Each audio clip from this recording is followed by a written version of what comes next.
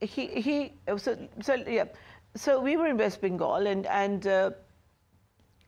you know, he was in the midst of two very critical decisions. There was a bid going on as far as Chorus was concerned. At the same time, there was a big battle for why the 1 lakh car should not be in West Bengal, because people didn't want it there. His choice to choose Bengal was his dream of industrialization, to industrialize the state, which needed industrialization. I won't come to the business part or the business reasons for it. You know, subsequently we saw something else, and I don't want to come to that. But I think what Nano did, and was, you've got to look at him from being, he was a dreamer. What did he want? He wanted something for the common man, so that he didn't sit on a bike. Forgive me for saying this, but he didn't want people to get wet in the rain and be in a car and be safe. Yeah. That's all he wanted. That, it couldn't achieve its price point of 1 lakh. 1 lakh was something I remember an interview he had with one of the leading newspapers from the UK. And I was present in that meeting when this first thing was mentioned, that I want to make a 1 lakh car. And we all looked at him in amazing, you know, shock, and said, you know, 1 lakh, because he hadn't talked about the number. He had said, I want a car for the people. But at that time, he had never given the number that it was going to be 1 lakh. And I remember that was subsequently a lead story in I believe it was the Financial Times in the UK. So I have to ask. So the Nano was there. I'm so sorry, I have to ask. So the decision was to make a car for 1 lakh rupees so that common people could use it, and then work backward to how it would actually happen? It's surprising to me that even you didn't know it was going to be a 1 lakh car.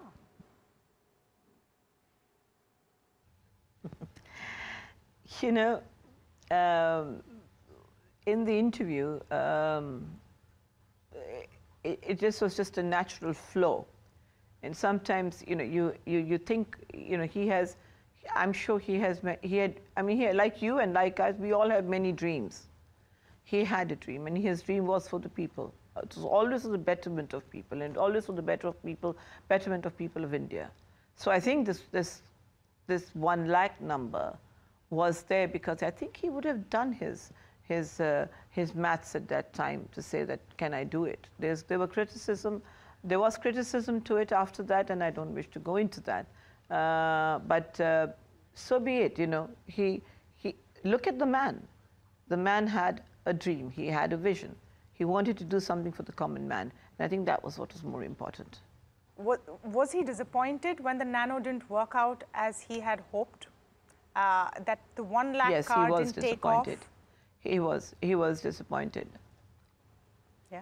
No, I think the price point changed subsequently, as you know.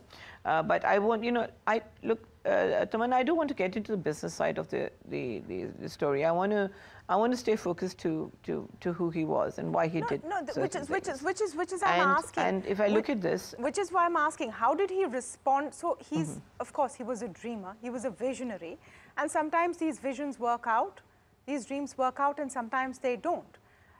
Many of them were successful, some weren't. How did he respond or react when something he had hoped for didn't quite work out, as it often does in life? There are factors to this, Tamanna. Let me come to that and put it into context.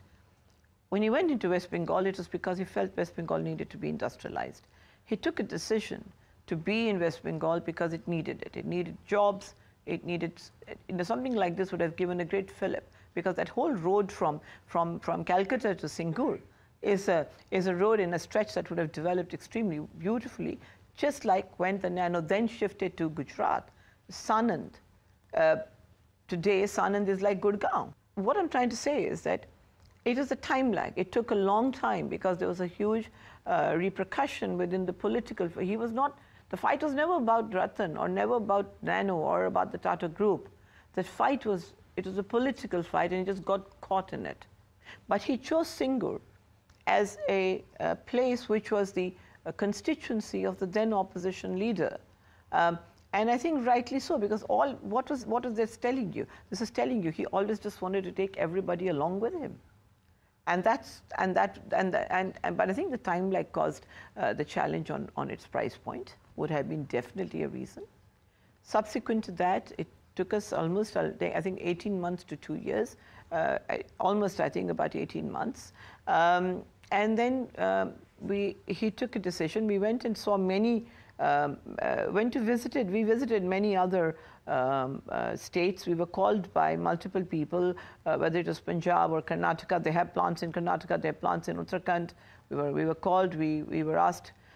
We then got a call from Gujarat, and the then Chief Minister, our Prime Minister now, Mr. Modi, and he took a decision and he moved. Why did he go to Gujarat? Because they have plants in Gujarat. They have Tata Chemicals already there.